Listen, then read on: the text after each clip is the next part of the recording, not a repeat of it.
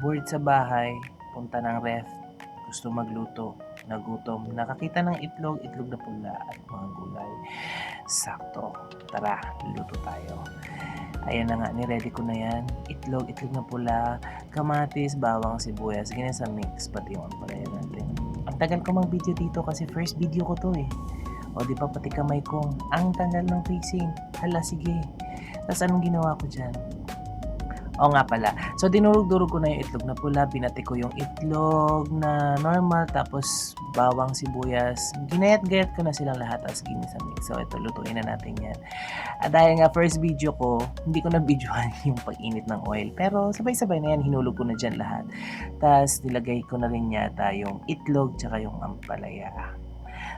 Nakalimutan ko na rin to eh. Kasi ang dami kong video. Tapos niyan, madali lang talaga lutuin yan. Tapos baliktad pa yung nalagay ko ng ginisa mix ha. Akala mo talaga artista no?